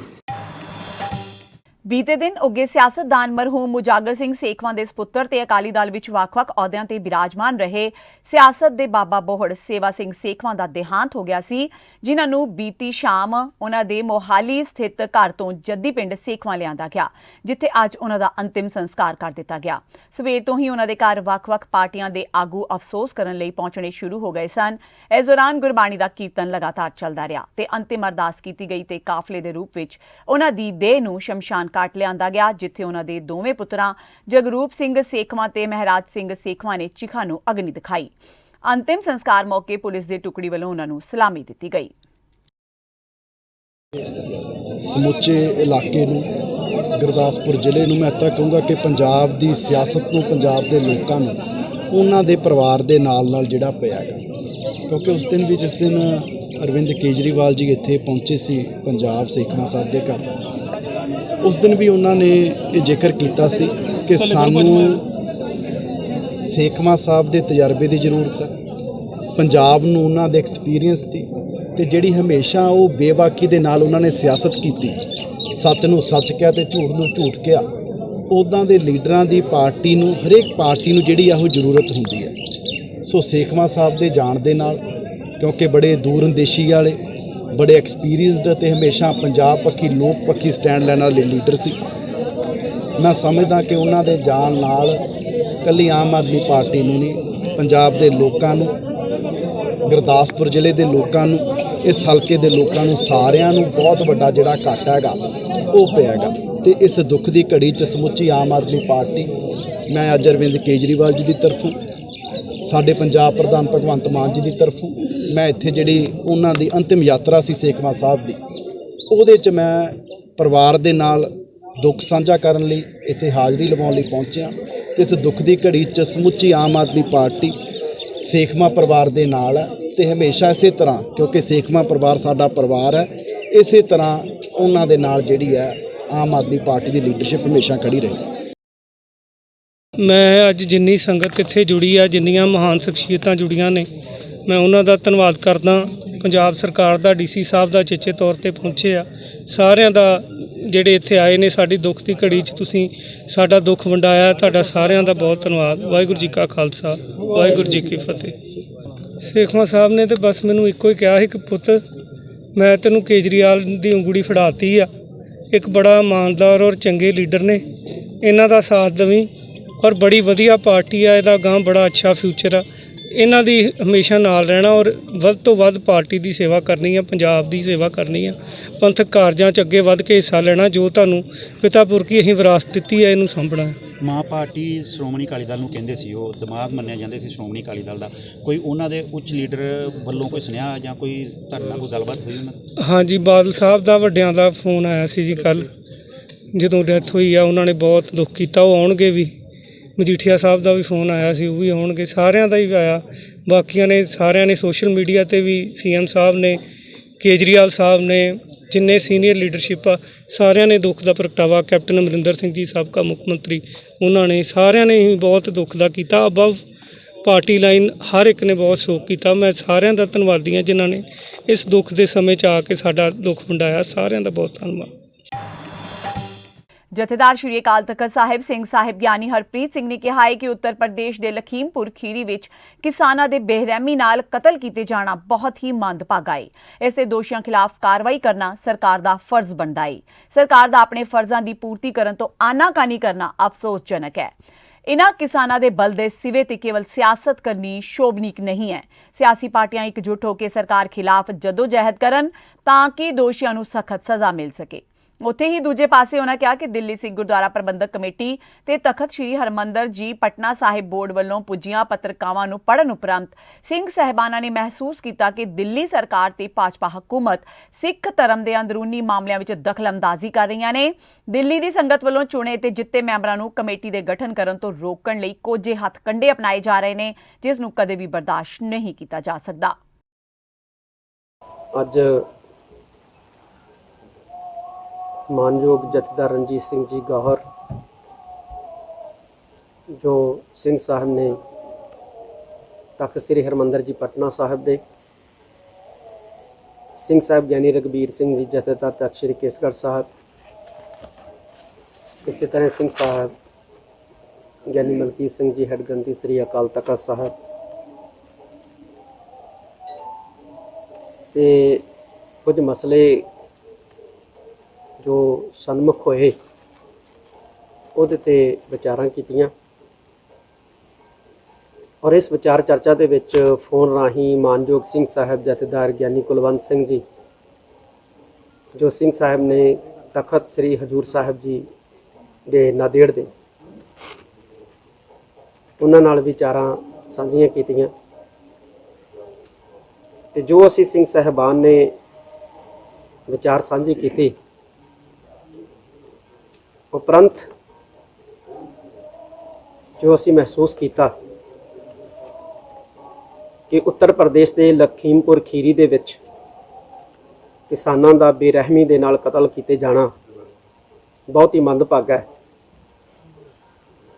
ਤੇ ਇਸ ਤੋਂ ਵੀ ਮੰਦਭਾਗਾ ਹੈ ਦੋਸ਼ੀਆਂ ਦੇ ਉੱਤੇ ਕਾਰਵਾਈ ਨਾ ਕਰਨਾ ਤੇ ਸਰਕਾਰ ਵੱਲੋਂ ਆਨਾਕਾਨੀ ਕਰਨਾ, ਕਿਉਂਕਿ ਸਰਕਾਰ ਦਾ ਫਰਜ਼ ਹੁੰਦਾ ਹੈ ਸਹੀ ਇਨਸਾਫ ਉਹ ਆਪਣੇ ਲੋਕਾਂ ਨਾਲ ਕਰੇ ਤੇ ਇਨਸਾਫ ਕਰਨ ਦੀ ਜਗ੍ਹਾ ਇਨਸਾਫ ਤੋਂ ਭੱਜਣਾ ਇਹ ਵੀ ਜਿਹੜਾ ਹੈ ਬਹੁਤ ਹੀ ਇੱਕ ਅਫਸੋਸਨਾਕ ਹੁੰਦਾ ਹੈ। ਜਿਹੜੇ ਕਿਸਾਨਾਂ ਦੇ ਬਲ ਦੇ ਸਿਵੇ ਦੇ ਅੱਗ ਦੇ ਨਾਲ ਸਿਆਸੀ ਰੋਟੀਆਂ ਸੇਕਣਾ ਚਾਹੁੰਦੇ ਆ, ਇਹ ਵੀ ਸ਼ੋਭਨੀਕ ਵਰਤਾਰਾ ਨਹੀਂ ਹੈ। ਸਗੋਂ ਸਿਆਸੀ ਪਾਰਟੀਆਂ ਦਾ ਫਰਜ਼ ਹੈ ਕਿ ਉਹ ਇਕਜੁੱਟ ਹੋ ਕੇ ਸਰਕਾਰ ਦੇ ਖਿਲਾਫ ਜਦੋਜਹਿਦ ਕਰਨ ਤੇ ਜਿਹੜੇ ਦੋਸ਼ੀ ਹੈ ਉਹਨਾਂ ਨੂੰ ਸਜ਼ਾਵਾਂ ਦਿਵਾਉਣ ਦੇ ਵਿੱਚ ਆਪਣੀ ਬਣਦੀ ਭੂਮਿਕਾ ਜਿਹੜੀ ਹੈ ਉਹ ਅਦਾ ਕਰਨ। ਤੇ ਇਹਦੇ ਨਾਲ ਅਸੀਂ ਇਹ ਵੀ ਕਹਿਣਾ ਚਾਹੁੰਦੇ ਹਾਂ ਕਿ ਭਾਰਤ ਅਤੇ ਖਾਸ ਤੌਰ ਤੇ ਯੂਪੀ ਦੇ ਅੰਦਰ ਜਿਹੜੀ ਭਾਈਚਾਰਕ ਸਾਂਝ ਹੈ ਇਹਨੂੰ ਕਾਇਮ ਰੱਖਿਆ ਜਾਵੇ। ਇਹਨੂੰ ਕਿਸੇ ਕਿਸਮ ਦੀ ਸੱਟ ਜਿਹੜੀ ਹੈ ਉਹ ਵੱਜਣੀ ਨਹੀਂ ਚਾਹੀਦੀ, ਕਿਉਂਕਿ ਇਹਦੇ ਨਾਲ ਬਹੁਤ ਵੱਡਾ ਜਿਹੜਾ ਹੈ ਨੁਕਸਾਨ ਹੋਣ ਦਾ ਖਦਸ਼ਾ ਹੈ। ਇੱਕ ਦਿੱਲੀ ਸਿੱਖ ਗੁਰਦੁਆਰਾ ਪ੍ਰਬੰਧਕ ਕਮੇਟੀ ਵੱਲੋਂ ਤੇ ਤਖਤ ਸ੍ਰੀ ਹਰਿਮੰਦਰ ਜੀ ਪਟਨਾ ਸਾਹਿਬ ਵੱਲੋਂ ਕਾਫੀ ਸਾਰੀਆਂ ਸਾਡੇ ਕੋਲੇ ਪੱਤਰਕਾਵਾਂ ਪੁੱਜੀਆਂ ਨੇ। ਉਹਦੇ ਤੇ ਵੀ ਅਸੀਂ ਸਾਰਿਆਂ ਨੇ ਵਿਚਾਰ ਕੀਤੀ ਹੈ। ਮਾਨਯੋਗ ਸਿੰਘ ਸਾਹਿਬ ਗਿਆਨੀ ਕੁਲਵੰਤ ਸਿੰਘ ਜੀ ਨਾਲ ਵੀ ਫੋਨ ਰਾਹੀਂ ਵਿਚਾਰ ਹੋਈ ਹੈ। ਦਿੱਲੀ ਸਰਕਾਰ ਤੇ ਬੀਜੇਪੀ ਦੀ ਜਿਹੜੀ ਹਕੂਮਤ ਹੈ, ਇਹ ਸਿੱਖ ਧਰਮ ਦੇ ਅੰਦਰੂਨੀ ਮਾਮਲਿਆਂ ਦੇ ਵਿੱਚ ਬਹੁਤ ਵੱਡੀ ਦਖਲ ਅੰਦਾਜ਼ੀ ਕਰ ਰਹੀਆਂ ਨੇ। 24/8/2021 ਨੂੰ ਦਿੱਲੀ ਸਿੱਖ ਗੁਰਦੁਆਰਾ ਪ੍ਰਬੰਧਕ ਕਮੇਟੀ ਦੀ ਚੋਣ ਮੁਕੰਮਲ ਹੋਈ ਤੇ ਨਤੀਜਾ ਜਿਹੜਾ ਇਸ ਤਰੀਕ ਨੂੰ ਐਲਾਨਿਆ ਗਿਆ ਤੇ ਅਜੇ ਤੱਕ ਜਿਹੜੇ ਮੈਂਬਰ ਜਿੱਤੇ ਨੇ ਉਹਨਾਂ ਨੂੰ ਕਮੇਟੀ ਦਾ ਗਠਨ ਕਰਨ ਤੋਂ ਜਿਹੜਾ ਹੈ ਰੋਕਣ ਦੇ ਲਈ ਸਰਕਾਰ ਵੱਲੋਂ ਕੁਝ ਹੱਥਕੰਡੇ ਜਿਹੜੇ ਉਹ ਅਪਣਾਏ ਜਾ ਰਹੇ। ਇਸੇ ਤਰ੍ਹਾਂ ਹੀ ਪਟਨਾ ਸਾਹਿਬ ਦਾ ਜਿਹੜਾ ਬੋਰਡ ਹੈ, ਇਹਦੇ ਵਿੱਚ ਬਹੁਤ ਸੰਮਤੀ ਮੈਂਬਰਾਂ ਵੱਲੋਂ ਜਿਹੜਾ ਅਸਤੀਫਾ ਪ੍ਰਵਾਨ ਕੀਤਾ ਸੀ ਜਥੇਦਾਰ ਦਾ, ਉਸ ਫੈਸਲੇ ਨੂੰ ਰੱਦ ਕਰਨਾ, ਬੋਰਡ ਦੇ ਬਹੁਤ ਸੰਮਤੀ ਨਾਲ ਕੀਤੇ ਫੈਸਲਿਆਂ, ਖਾਸ ਤੌਰ ਦੇ ਉੱਤੇ ਸਾਡੀ ਧਾਰਮਿਕ ਮਰਿਆਦਾ ਤੇ ਸਿੱਖ ਪਰੰਪਰਾਵਾਂ ਦੇ ਮਾਮਲੇ ਦੇ ਵਿੱਚ ਇਹ ਜਿਹੜੀ ਸਰਕਾਰੀ ਦਖਲ ਅੰਦਾਜ਼ੀ ਪਟਨਾ ਸਾਹਿਬ ਦੀ ਹੋਈ ਹੈ, ਇਹਨੂੰ ਵੀ ਜਿਹੜਾ ਬਰਦਾਸ਼ਤ ਨਹੀਂ ਕੀਤਾ ਜਾ ਸਕਦਾ। ਔਰ ਇਸ ਤੋਂ ਵੀ ਅਫਸੋਸਨਾਕ, ਜਿਵੇਂ ਭਾਰਤ ਦੇ ਅੰਦਰ ਭਾਰਤ ਦੇ ਕਈ ਹੁਕਮਰਾਨਾਂ ਨੇ ਚਿੱਠੀਆਂ ਪਾ ਕੇ ਵਿਦੇਸ਼ੀ ਹੁਕਮਰਾਨਾਂ ਨੂੰ ਆਪਣੀ ਰਾਸੀ ਲਾਲਸਾ ਪੂਰੀ ਕਰਨ ਹਿੱਤ ਹਮਲਾ ਕਰਨ ਲਈ ਸੱਦਿਆ। ਇਸੇ ਤਰ੍ਹਾਂ ਕਈ ਸਾਡੇ ਸਿੱਖ ਆਗੂ ਰਾਜਸੀ ਲਾਲਸਾ ਨੂੰ ਪੂਰੀ ਕਰਨ ਦੇ ਲਈ ਗੁਰਦੁਆਰਾ ਪ੍ਰਬੰਧਾਂ ਦੇ ਵਿੱਚ ਸਰਕਾਰੀ ਦਖਲ ਅੰਦਾਜ਼ੀ ਨੂੰ ਸ਼ਹਿ ਦੇ ਕੇ ਕੌਮੀ ਘਾਣ ਜਿਹੜਾ ਪਰੰਪਰਾਵਾਂ ਦਾ ਕਰ ਰਹੇ ਹੈ। ਇਹਨਾਂ ਨੂੰ ਬਾਜ਼ ਆਉਣ ਦੀ ਜਿਹੜੀ ਹੈ ਜ਼ਰੂਰਤ ਹੈ, ਬਾਜ਼ ਆਉਣਾ ਚਾਹੀਦਾ ਹੈ। ਸ਼੍ਰੋਮਣੀ ਗੁਰਦੁਆਰਾ ਪ੍ਰਬੰਧਕ ਕਮੇਟੀ, ਦਿੱਲੀ ਸਿੱਖ ਗੁਰਦੁਆਰਾ ਪ੍ਰਬੰਧਕ ਕਮੇਟੀ, ਹਜੂਰ ਸਾਹਿਬ ਪ੍ਰਬੰਧਕੀ ਬੋਰਡ, ਪਟਨਾ ਸਾਹਿਬ ਪ੍ਰਬੰਧਕੀ ਬੋਰਡ, ਚੀਫ ਖਾਲਸਾ ਦੀਵਾਨ, ਸਿੱਖ ਸੰਪਰਦਾਵਾਂ, ਜਥੇਬੰਦੀਆਂ, ਗੁਰਦੁਆਰਾ ਕਮੇਟੀਆਂ, ਸਾਰਿਆਂ ਨੂੰ ਜਿਹੜਾ ਹੈ ਸ੍ਰੀ ਅਕਾਲ ਤਖਤ ਸਾਹਿਬ ਵੱਲੋਂ ਹਦਾਇਤ ਕੀਤੀ ਹੈ ਕਿ ਗੁਰਧਾਮਾਂ ਦੇ ਪ੍ਰਬੰਧ ਦੇ ਵਿੱਚ ਜਿਹੜੀ ਸਰਕਾਰੀ ਦਖਲ ਅੰਦਾਜ਼ੀ ਹੋ ਰਹੀ ਹੈ, ਖਾਸ ਤੌਰ ਤੇ ਦਿੱਲੀ ਤੇ ਪਟਨਾ ਸਾਹਿਬ ਦੇ ਅੰਦਰ, ਇਹਨੂੰ ਜਿਹੜਾ ਹੈ ਤੁਰੰਤ ਰੋਕਣ ਦੇ ਲਈ ਆਵਾਜ਼ ਬੁਲੰਦ ਕੀਤੀ ਜਾਏ। ਨਹੀਂ ਤਾਂ ਇਹਦੇ ਨਤੀਜੇ ਜਿਹੜੇ ਹੈ ਉਹ ਖਤਰਨਾਕ ਜਿਹੜੇ ਹੈ ਸਾਹਮਣੇ ਆਉਣਗੇ, ਸਰਕਾਰਾਂ ਲਈ ਵੀ ਔਰ ਸਾਡੇ ਲਈ ਵੀ ਬੇਹੱਦ ਮੰਦਭਾਗਾ ਤੇ ਚਿੰਤਾਜਨਕ ਵਿਸ਼ਾ ਹੈ ਕਿ ਸਰਕਾਰੀ ਦਖਲ ਅੰਦਾਜ਼ੀ ਜਿਹੜੀ ਹੈ ਉਹ ਰੱਜ ਕੇ ਗੁਰਦੁਆਰਾ ਪ੍ਰਬੰਧਾਂ ਦੇ ਵਿੱਚ ਹੋ ਰਹੀ ਹੈ। ਇਹਨੂੰ ਰੋਕਣ ਦੀ ਬੜੀ ਵੱਡੀ ਜ਼ਰੂਰਤ ਹੈ। ਇਹ ਅਸੀਂ ਅੱਜ ਵਿਚਾਰ ਚਰਚਾ ਕਰਨ ਤੋਂ ਉਪਰੰਤ ਜਿਹੜਾ ਹੈ ਉਹ ਸਾਡੀਆਂ ਸਿੱਖ ਸੰਪਰਦਾਵਾਂ ਸੰਸਥਾਵਾਂ ਨੂੰ ਜਿਹੜਾ ਆਦੇਸ਼ ਕੀਤਾ ਹੈ। ਮਲੇਰਕੋਟਲਾ ਪੁਲਿਸ ਨੇ ਮੈਡੀਕਲ ਸਟੋਰ ਤੇ ਛਾਪੇ ਦੌਰਾਨ 9900 ਨਸ਼ੀਲੀਆਂ ਗੋਲੀਆਂ ਸਮੇਤ ਇੱਕ ਵਿਅਕਤੀ ਨੂੰ ਮੌਕੇ ਤੇ ਕਾਬੂ ਕਰ ਲਿਆ, ਪਰ ਦੂਸਰਾ ਪੁਲਿਸ ਦੀ ਗਿਰਫਤ ਤੋਂ ਬਾਹਰ ਹੈ। ਇਸ ਸੰਬੰਧੀ ਜਾਣਕਾਰੀ ਮਲੇਰਕੋਟਲਾ ਦੇ ਉਪ ਪੁਲਿਸ ਕਪਤਾਨ ਵਿਲੀਅਮ ਜੇਜੀ ਨੇ ਆਪਣੇ ਦਫ਼ਤਰ ਵਿੱਚ ਕੀਤੀ ਪ੍ਰੈਸ ਕਾਨਫਰੰਸ ਦੌਰਾਨ ਦਿੱਤੀ। ਉਹਨਾਂ ਕਿਹਾ ਕਿ ਜਸਵੀਰ ਸਿੰਘ ਤੂਰ, ਮੁੱਖ ਅਫਸਰ ਥਾਣਾ ਸਿਟੀ 2 ਮਲੇਰਕੋਟਲਾ, ਆਪਣੀ ਟੀਮ ਸਮੇਤ ਨਾਕੇ ਤੇ ਤੈਨਾਤ ਸੀ। ਇਸ ਦੌਰਾਨ ਪੁਲਿਸ ਨੂੰ ਇਤਲਾਹ ਮਿਲੀ ਕਿ ਇੱਕ ਮੈਡੀਕਲ ਸਟੋਰ ਜੋ ਕਿ ਬੱਸ ਸਟੈਂਡ ਮਲੇਰਕੋਟਲਾ ਦੀ ਬੈਕ ਸਾਈਡ ਤੇ ਹੈ, ਉੱਥੇ ਨਸ਼ੀਲੀਆਂ ਗੋਲੀਆਂ ਵੇਚੀਆਂ ਜਾ ਰਹੀਆਂ ਨੇ, ਜਿਸ ਤੋਂ ਬਾਅਦ ਮੁੱਖ ਅਫਸਰ ਨੇ ਮੈਡੀਕਲ ਸਟੋਰ ਪੁੱਜ ਕੇ 9900 ਨਸ਼ੀਲੀਆਂ ਗੋਲੀਆਂ ਬਰਾਮਦ ਕੀਤੀਆਂ ਤੇ ਅਗਲੀ ਕਾਰਵਾਈ ਸ਼ੁਰੂ ਕਰ ਦਿੱਤੀ ਹੈ। ਚੱਲ ਰਿਹਾ ਹੈ ਡਰੱਗ ਦੇ ਉੱਤੇ ਕਾਸ ਆਪਰੇਸ਼ਨਸ ਚੱਲ ਰਹੇ ਨੇ ਸਾਡੇ ਡਰੱਗ ਅਭਿਆਨ ਤੇ। ਉਹਦੇ ਤਹਿਤ ਅਸੀਂ ਕੱਲ ਸਾਡੇ ਕੋਲ SHO ਸਿਟੀ 2 ਜਸਵੀਰ ਸਿੰਘ ਕੋਲ ਇੱਕ ਇਨਫੋਰਮੇਸ਼ਨ ਆਈ ਸੀ, ਜਿਹਦੇ ਤਹਿਤ ਉਹਨਾਂ ਨੇ ਡਰੱਗ ਇੰਸਪੈਕਟਰ ਨੂੰ ਬੁਲਾਇਆ ਤੇ ਉਹਨਾਂ ਦੇ ਨਾਲ ਉਹਨਾਂ ਨੂੰ ਜਿਹੜੀ ਰਤਨ ਮੈਡੀਕਲ ਸਟੋਰ ਹੈ ਬੱਸ ਸਟੈਂਡ ਦੀ ਬੈਕ ਸਾਈਡ ਤੇ, ਉਹਦੇ ਤੇ ਪਤਾ ਲੱਗਿਆ ਸੀ ਵੀ ਉਹ ਨਸ਼ੇ ਵਾਲੀਆਂ ਦਵਾਈਆਂ ਵੇਚਦਾ ਤੇ ਉਹ ਡਰੱਗ ਇੰਸਪੈਕਟਰ ਦੇ ਨਾਲ ਉਹਨਾਂ ਨੇ ਉੱਥੇ ਜੁਆਇੰਟ ਰੇਡ ਕੀਤੀ ਸੀ ਤੇ ਡਰੱਗ ਇੰਸਪੈਕਟਰ ਦੇ ਮੁਤਾਬਕ ਉੱਥੋਂ ਸਾਨੂੰ 9900 ਨਸ਼ੀਲੀਆਂ ਗੋਲੀਆਂ ਬਰਾਮਦ ਹੋਈਆਂ, ਜਿਹਦੇ ਵਿੱਚ ਜਿਹੜਾ ਹੈਗਾ 7 ਡੱਬੇ ਤਾਂ ਹੈਗੇ ਨੇ ਇਹਦੇ ਸੀਲਾਸਾਈਡਲ 100, ਜਿਹਦੇ 'ਚ ਟਰਾਮਾਡੋਲ ਹਾਈਡਰੋਕਲੋਰਿਕ ਐਸਿਡ ਸਾਲਟ ਹੈ, ਜਿਹੜਾ NDPS ਐਕਟ ਦੇ ਤਹਿਤ ਆਉਂਦਾ ਹੈ, ਜਿਹਨੂੰ ਇਹ ਵੇਚ ਨਹੀਂ ਸਕਦੇ। ਇਸੇ ਤਰ੍ਹਾਂ 4 ਡੱਬੇ ਐਲਪਰਾ ਲੈਬ, ਜਿਹਦੇ 'ਚ ਸਾਲਟ ਐਲਪਰਾਜ਼ੋਲਮ ਹੈ, ਟੇਬਲੇਟ ਹੈ, ਤੇ ਇੱਦਾਂ ਹੀ 15 ਡੱਬੇ ਜਿਹੜੇ ਹੋਏ ਨੇ ਉਹ ਟਰਾਮਾਡੋਲ ਹਾਈਡਰੋਕਲੋਰਿਕ ਦੇ ਹੋਏ ਨੇ, ਜਿਹਦਾ ਨਾਂ ਹੈਗਾ ਜਗਡੋਲ X 100 SR। ਮਤਲਬ ਕਿ ਕੰਪਨੀ ਐਡਡ ਨੇ, ਵਿੱਚ ਟਰਾਮਾਡੋਲ ਤੇ ਐਲਪਰਾਜ਼ੋਲਮ ਬਰਾਮਦ ਹੋਈ ਹੈ ਤੇ ਜਿਹੜੀ ਟੋਟਲ ਮਿਲਾ ਕੇ 9900 ਜਿਹੜੀ ਗੋਲੀਆਂ ਬਣਦੀਆਂ ਨੇ, ਟੇਬਲੇਟਸ ਬਣਦੀਆਂ ਨੇ। ਉਹ ਨਸ਼ੀਲੀਆਂ ਗੋਲੀਆਂ ਬਰਾਮਦ ਹੋਈਆਂ ਨੇ, ਜਿਨ੍ਹਾਂ 'ਤੇ ਟੋਟਲ ਹੀ ਬੈਨ ਹੈ। ਜਿਹੜੀ ਮੈਡੀਕਲ ਸ਼ਾਪ ਵਾਲੇ ਵੀ ਨਹੀਂ ਰੱਖ ਸਕਦੇ, ਉਹਨਾਂ ਦੇ ਸਰਟੀਫਿਕੇਟ ਦੇ ਉੱਤੇ ਵੀ ਜਿਹੜਾ ਉਹਨਾਂ ਨੂੰ ਸਰਟੀਫਿਕੇਟ ਇਸ਼ੂ ਹੁੰਦਾ ਉਹਦੇ 'ਚ ਰੈੱਡ ਲਾਈਨ ਨਾਲ ਲਿਖਿਆ ਹੁੰਦਾ, ਰੈੱਡ ਲਾਈਨਾਂ ਨਾਲ ਵੀ ਆਹ ਸਾਲਟ ਦਾ ਤੁਹਾਡੇ ਕੋਲ ਪਰਮਿਸ਼ਨ ਨਹੀਂ ਹੈ, ਤੁਸੀਂ ਨਹੀਂ ਵੇਚ ਸਕਦੇ। ਉਹਦੇ ਤਹਿਤ ਅਸੀਂ ਇਹ ਜਿਹੜਾ 2 ਬੰਦਿਆਂ 'ਤੇ ਸਮੀਰ ਸਨ ਆਫ ਰਮਜ਼ਾਨ ਅਤੇ ਸ਼ਮਸ਼ਾਦ ਪੁੱਤਰ ਰਮਜ਼ਾਨ ਦੋਨੋਂ ਬ੍ਰਦਰ ਨੇ, ਉਹਨਾਂ 'ਤੇ ਪਰਚਾ ਦਰਜ ਕੀਤਾ। ਇਹ ਜਮਾਲਪੁਰੇ ਦੇ ਰਹਿਣ ਵਾਲੇ ਨੇ।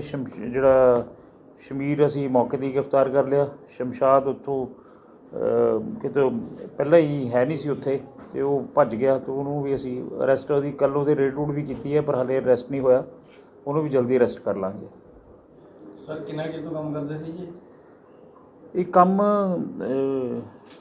ਮੇਰੇ ਖਿਆਲ 5-6 ਮਹੀਨਿਆਂ ਤੋਂ ਕਰ ਰਹੇ ਹੋਣੇ। ਜਿਹੜਾ ਸਾਨੂੰ ਇਨਫੋਰਮੇਸ਼ਨ ਜਦੋਂ ਆਈ ਹੈ ਅਸੀਂ ਨਾਲ ਦੀ ਨਾਲ ਇਹਦੇ ਬਾਰੇ ਕੀਤਾ। ਮੈਡਮ ਨੇ ਸਾਨੂੰ ਇਹ ਵੀ ਦੱਸਿਆ ਸੀ ਵੀ ਮੈਂ ਵੀ ਪਹਿਲਾਂ ਇੱਥੇ ਕੋਈ ਰੇਡ ਰੂਟ ਪਹਿਲਾਂ ਕੀਤੀ ਸੀ, ਉਹਨਾਂ ਨੇ ਇਹਨਾਂ ਦੀ ਚੈਕਿੰਗ ਕੀਤੀ ਸੀ, ਪਰ ਉਹਨਾਂ ਨੂੰ ਸਮਾਨ ਸਮੂਨ ਨਹੀਂ ਮਿਲਿਆ ਸੀ। ਸਰ ਇਹ ਜਿਹੜੇ ਡੱਬੇ ਜਾਂ ਗੋਲੀਆਂ ਫੜੀਆਂ ਇਹਦੇ ਬਿੱਲ ਵਗੈਰਾ ਮਿਲੇ? ਕਿਹੜੀ ਕੰਪਨੀ ਕਿਹੜੀ ਏਜੰਸੀ ਤੋਂ ਲੈ ਕੇ? ਇਹ ਕੋਈ ਬਿੱਲ ਬੁੱਲ ਨਹੀਂ ਮਿਲੇ, ਇਹਦੇ ਕੋਈ ਬਿੱਲ ਨਹੀਂ ਸੀ ਇਹਦਾ। ਕਿਸੇ ਏਜੰਸੀ ਤੋਂ ਲੈ ਕੇ ਆਉਣਗੇ ਜਾਂ ਉਹ ਹਲੇ ਹੁਣ ਉਹਦਾ ਰਿਮਾਂਡ ਅਸੀਂ ਇਹਨੂੰ ਲਿੰਕ ਡਿਵੈਲਪ ਕਰਾਂਗੇ। ਇਹਦੇ ਹੁਣ ਰਿਮਾਂਡ ਲਿਆ, ਰਿਮਾਂਡ ਦੇ ਉੱਤੇ ਅਸੀਂ ਅੱਗੇ ਇਹਦੀ ਪੁੱਛਗਿੱਛ ਕਰਾਂਗੇ ਵੀ ਕਿੱਥੋਂ ਸਪਲਾਈ ਹੁੰਦਾ ਹੈ, ਕਿੱਥੋਂ ਲੈ ਕੇ ਆਉਂਦੇ ਨੇ, ਕਿੱਥੋਂ ਹੁੰਦਾ। ਅਸੀਂ ਪਿੱਛੇ ਉਹਦੇ 'ਤੇ ਬੈਕਵਰਡ ਅਤੇ ਫਾਰਵਰਡ ਅਸੀਂ ਲਿੰਕ ਡਿਵੈਲਪ ਕਰਕੇ ਉਹਦੇ 'ਤੇ ਅੱਗੇ ਕਾਰਵਾਈ ਕਰਾਂਗੇ। ਸਰ ਆਮ ਜਿਹੜੀ ਲੋਕਾਂ ਦੀ ਮਤਲਬ ਇਹ ਕਹਿਣਾ ਹੈ ਵੀ ਜਿਹੜਾ ਮੈਡੀਕਲ ਸਟੋਰ ਹੈ ਜੀ, ਡਾਕਟਰ ਦੀ ਪੈਸੇ ਮਤਲਬ ਪਰਚੀ ਤੋਂ ਬਿਨਾਂ ਮੈਡੀਕਲ ਨਹੀਂ ਵੇਚ ਸਕਦੇ, ਪਰ ਇਹ ਮਤਲਬ ਬੱਸ ਸਟੈਂਡ ਦੇ ਕੋਲ ਤਾਂ ਵੀ ਜਿਹੜਾ ਸਰਕਾਰੀ ਡਾਕਟਰ ਵੀ ਇੱਦਾਂ ਦਾ ਹੈ ਨਹੀਂ ਜਿਹੜਾ ਮੈਡੀਕਲ ਲਿਖਦਾ ਹੋਵੇ। ਇਹ ਜਿਹੜੇ ਰਿਹਾਇਸ਼ੀ ਖੇਤਰਾਂ ਦੇ ਵਿੱਚ ਮੈਡੀਕਲ ਸਟੋਰ ਬਣੇ ਨੇ, ਇਹਦੇ ਲਈ ਕੀ ਕਰਦੇ ਤੁਸੀਂ? ਦੇਖੋ, ਜਿਹੜਾ ਮੈਡੀਕਲ ਸਟੋਰਸ ਦੀ ਉਹਨਾਂ ਨੂੰ ਚੈੱਕ ਕਰਨਾ ਜਾਂ ਉਹਨਾਂ ਦੇ ਸਬਸਕ੍ਰਿਪਸ਼ਨ ਜੇ ਦੇ ਰਹੇ ਨੇ ਨਹੀਂ ਦੇ ਰਹੇ, ਉਹਦਾ ਸਾਰਾ ਦਮਦਾਰ ਡਰੱਗ ਇੰਸਪੈਕਟਰ ਕੋਲ ਹੈ। ਇਹ ਉਹਨਾਂ ਨੇ ਚੈੱਕ ਕਰਨਾ ਵੀ ਇਹ ਕੀ ਰੱਖ ਰਹੇ ਨੇ ਕੀ ਨਹੀਂ ਰੱਖ ਰਹੇ। ਇਹ ਤਾਂ ਸਾਡੇ ਕੋਲ ਇਨਫੋਰਮੇਸ਼ਨ ਆਈ ਹੈ ਤਾਂ ਅਸੀਂ ਨਾਲ ਦੀ ਨਾਲ ਡਰੱਗ ਇੰਸਪੈਕਟਰ ਨੂੰ ਬੁਲਾਇਆ। ਡਰੱਗ ਇੰਸਪੈਕਟਰ ਤੋਂ ਬਿਨਾਂ ਤਾਂ ਸਾਡੀ ਵੀ ਰੇਡ ਨਹੀਂ ਹੁੰਦੀ ਉੱਥੇ। ਸਰ ਕਈ ਪਿੰਡਾਂ ਦੇ ਵਿੱਚ ਵੀ ਇਹੋ ਜਿਹੀ ਜਗ੍ਹਾ ਤੇ ਇਹ ਮੈਡੀਕਲ ਸਟੋਰ ਖੁੱਲ੍ਹੇ ਹੋਏ ਨੇ, ਅਸੀਂ ਉੱਥੇ ਵੀ ਅਸੀਂ ਡਰੱਗ ਇੰਸਪੈਕਟਰ ਨੂੰ ਕਿਹਾ ਵੀ ਅਸੀਂ ਡਰੱਗ ਇੰਸਪੈਕਟਰ ਨਾਲ ਕੱਲ੍ਹ ਮੀਟਿੰਗ ਕੀਤੀ ਹੈ। ਉਹਨੂੰ ਕਿਹਾ ਵੀ ਜਿੱਥੇ ਤੁਹਾਨੂੰ ਲੱਗਦਾ ਸਾਡੀ ਲੋੜ ਹੈ ਸਾਨੂੰ ਲੈ ਜਾਓ, ਜਿੱਥੇ ਅਸੀਂ ਕਹਾਂਗੇ ਤੁਸੀਂ ਆ ਜਾਓ, ਵੀ ਅਸੀਂ ਆਪਾਂ ਇਸ ਨੂੰ ਕੰਮ ਨੂੰ ਜੜੋਂ ਖਤਮ ਕਰੀਏ। ਅੱਜ ਵੀ ਡਰੱਗ ਇੰਸਪੈਕਟਰ ਦੇ ਨਾਲ ਇੱਕ ਰੇਡ ਹੋਈ ਹੈ ਇੱਥੇ ਆਪਣਾ ਇਹਦੇ ਨੇੜੇ ਤੁਹਾਡੇ ਪਿੱਪਲੀ ਪੈਟਰੋਲ ਪੰਪ ਦੇ ਨੇੜੇ। ਉਹਦੇ ਵਿੱਚੋਂ ਉਹਨਾਂ ਨੂੰ ਜਿਹੜਾ ਡਰੱਗ ਐਂਡ ਕਾਸਮੈਟਿਕ ਦੇ ਵਿੱਚ ਆਉਂਦਾ ਸ਼ੀਸ਼ੀਆਂ ਮਿਲੀਆਂ ਨੇ ਜਿਹੜੀਆਂ NDPS ਐਕਟ 'ਚ ਫਾਲ ਨਹੀਂ ਕਰਦੀਆਂ, ਪਰ ਉਹ ਡਰੱਗ ਐਂਡ ਕਾਸਮੈਟਿਕ 'ਚ ਫਾਲ ਕਰਦੀਆਂ ਨੇ। ਜਿਨ੍ਹਾਂ ਦੇ ਕੋਲ ਕੋਈ ਬਿੱਲ ਬੱਲ ਨਹੀਂ ਮਿਲੇ ਉਹ ਲੈ ਗਏ ਨੇ, ਉਹ ਡੱਬੇ ਲੈ ਗਏ ਨੇ, ਉਹ ਬਣਾ ਕੇ। ਅੱਜ ਵੀ ਸਾਡੇ SHO ਸਾਹਿਬ ਨਾਲ ਗਏ ਸੀ, ਉੱਥੇ ਵੀ ਰੇਡ ਹੋਈ ਹੈ। ਉਹਨਾਂ ਨੇ ਡਰੱਗ ਇੰਸਪੈਕਟਰ ਨੇ ਕੀਤੀ ਹੈ। ਜੋ ਉਹਨਾਂ ਨੇ ਜੋ ਸੀਗਾ ਸਟੋਰ ਦੇ ਵਿੱਚ ਉਹਨਾਂ ਦੇ ਅਤੇ ਉਹਨਾਂ ਦੀ ਦੁਕਾਨ ਦੇ ਵਿੱਚ ਜੋ ਕੁਛ ਹੈਗਾ ਸੀਗਾ, ਉਹਨੂੰ ਜਿਹੜਾ ਉਹ ਤੁਹਾਨੂੰ ਉਹ ਦੱਸਣਗੇ ਵੀ ਉਹਨਾਂ ਨੇ ਕਿਹੜਾ ਸਮਾਨ ਜਿਹੜਾ ਡਰੱਗ ਐਂਡ ਕਾਸਮੈਟਿਕਸ। ਇਹ 2 ਤਰ੍ਹਾਂ ਦਾ ਹੁੰਦਾ। ਇੱਕ NDPS ਐਕਟ 'ਚ ਆ ਜਾਂਦਾ ਜਿੱਥੇ ਅਸੀਂ ਕਾਰਵਾਈ ਕਰਦੇ ਹਾਂ, ਜਿਹੜਾ ਡਰੱਗ ਐਂਡ ਕਾਸਮੈਟਿਕਸ 'ਤੇ ਆਉਂਦਾ ਅਸੀਂ ਨਹੀਂ ਕਾਰਵਾਈ ਕਰਦੇ ਉਹਦੇ 'ਤੇ, ਉਹ ਕਰਦੇ ਨੇ। ਜਿਹੜੇ ਇਹ ਮਾਮਲੇ ਦੇ ਵਿੱਚ ਕਿਹੜੇ ਐਕਟ ਦੇ ਤਹਿਤ ਗ੍ਰਿਫਤਾਰ ਕੀਤਾ ਜੀ? NDPS act. ਇਹਦੇ 'ਚ ਜਿਹੜਾ ਹੈਗਾ 141 ਨੰਬਰ FIR ਦਰਜ ਕੀਤੀ ਹੈ, 6285 NDPS ਐਕਟ। ਇਹਦੇ ਤੋਂ ਪਹਿਲਾਂ ਵੀ ਕੋਈ ਪਰਚੇ ਦਰਜ ਨਹੀਂ? ਨਹੀਂ, ਪਹਿਲਾਂ ਨਹੀਂ ਕੋਈ ਪਰਚਾ ਦਰਜ, ਪਹਿਲੀ ਵਾਰ ਹੋਇਆ ਇਹਨਾਂ ਜੀ। ਉਹਨੂੰ ਹਲੇ ਬ੍ਰੇਕਅਪ ਕਰਾਂਗੇ, ਹਲੇ ਉਹ ਤੋਂ ਬਾਅਦ ਜੇ ਕੋਈ ਆ ਗਿਆ ਤੁਹਾਨੂੰ ਉਹ ਵੀ ਦੱਸਾਂਗੇ। ਇਸ ਦੇ ਨਾਲ ਹੀ ਅਜੀਤ ਖਬਰਾਂ ਦਾ ਇਹ ਬੁਲੇਟਿਨ ਖਤਮ ਹੁੰਦਾ ਹੈ। ਕੁਝ ਹੋਰ ਨਵੀਆਂ ਖਬਰਾਂ ਨਾਲ ਫਿਰ ਤੋਂ ਹਾਜ਼ਰ ਹੋਵਾਂਗੇ। ਤਦ ਤੱਕ ਲਈ ਆਗਿਆ ਦਿਓ। ਸਤਿ ਸ਼੍ਰੀ ਅਕਾਲ। ਦੇਸ਼ ਦੁਨੀਆ ਦੀਆਂ ਤਾਜ਼ਾ ਖਬਰਾਂ ਦੇ ਲਈ ਹੁਣੇ ਪਲੇ ਸਟੋਰ ਤੋਂ ਡਾਊਨਲੋਡ ਕਰੋ ਪੰਜਾਬ ਦੀ ਆਵਾਜ਼ ਅਜੀਤ ਨਿਊਜ਼ ਐਪ। ਹੁਣ ਤੁਹਾਡਾ ਆਪਣਾ ਅਜੀਤ ਹਰ ਸੋਸ਼ਲ ਮੀਡੀਆ ਪਲੇਟਫਾਰਮ ਦੇ ਉੱਤੇ ਉਪਲਬਧ ਹੈ। ਫੇਸਬੁੱਕ ਦੇ ਉੱਤੇ ਹੁਣੇ ਲਾਈਕ ਤੇ ਫੋਲੋ ਕਰੋ ਅਜੀਤ ਦਾ ਅਫੀਸ਼ੀਅਲ ਪੇਜ ਡੇਲੀ ਅਜੀਤ, ਤੇ ਹਾਂ ਨਾਲ ਹੀ ਦੋਸਤਾਂ ਨੂੰ ਪੇਜ ਲਾਈਕ ਕਰਨ ਦੇ ਲਈ ਇਨਵਾਈਟ ਕਰਨਾ ਨਾ ਭੁੱਲਣਾ। ਇੰਨਾ ਹੀ ਨਹੀਂ, ਹਿੰਦੀ ਦੇ ਵਿੱਚ ਖਬਰਾਂ ਵਾਸਤੇ ਲਾਈਕ ਤੇ ਫੋਲੋ ਕਰੋ ਸਾਡਾ ਫੇਸਬੁੱਕ ਪੇਜ ਅਜੀਤ ਸਮਾਚਾਰ ਹਿੰਦੀ। YouTube ਦੇ ਉੱਤੇ ਵੀਡੀਓ ਖਬਰਾਂ ਦੇਖਣ ਦੇ ਲਈ ਹੁਣੇ ਸਬਸਕ੍ਰਾਈਬ ਕਰੋ ਅਜੀਤ ਦਾ official YouTube channel Ajit web TV। ਤੁਹਾਡਾ ਆਪਣਾ ਅਜੀਤ ਹੁਣ ਟਵਿੱਟਰ ਤੇ ਇੰਸਟਾਗ੍ਰਾਮ ਦੇ ਉੱਤੇ ਵੀ ਉਪਲਬਧ ਹੈ। ਟਵਿੱਟਰ ਦੇ ਉੱਤੇ ਖਬਰਾਂ ਦੇ ਲਈ ਫੋਲੋ ਕਰੋ ਡੇਲੀ ਅਜੀਤ, ਤੇ ਇੰਸਟਾਗ੍ਰਾਮ ਦੇ ਉੱਤੇ ਖਬਰਾਂ ਦੇ ਨਾਲ ਵੀਡੀਓ ਦੇਖਣ ਦੇ ਲਈ ਫੋਲੋ ਕਰੋ ਬਲੂ ਟਿਕ ਵਾਲਾ ਸਾਡਾ ਅਫੀਸ਼ੀਅਲ ਚੈਨਲ ਡੇਲੀ ਅਜੀਤ। ਇੰਨਾ ਹੀ ਨਹੀਂ, ਅਜੀਤ ਦੇ ਵੀਡੀਓ ਹੁਣ ਤੁਸੀਂ Apple TV ਦੇ ਉੱਤੇ ਵੀ ਵੇਖ ਸਕਦੇ ਹੋ, ਤੇ ਨਾਲ ਹੀ ਅਜੀਤ ਅਖਬਾਰ ਦਾ ਡਿਜੀਟਲ ਐਡੀਸ਼ਨ ਪੜ੍ਹਨ ਦੇ ਲਈ ਡਾਊਨਲੋਡ ਕਰੋ ਅਜੀਤ e-ਪੇਪਰ ਐਪ। ਤੁਹਾਡਾ ਆਪਣਾ ਭਰੋਸੇਯੋਗ ਚੈਨਲ, ਤੁਹਾਡੀ ਆਪਣੀ ਆਵਾਜ਼, ਪੰਜਾਬ ਦੀ ਆਵਾਜ਼ ਅਜੀਤ।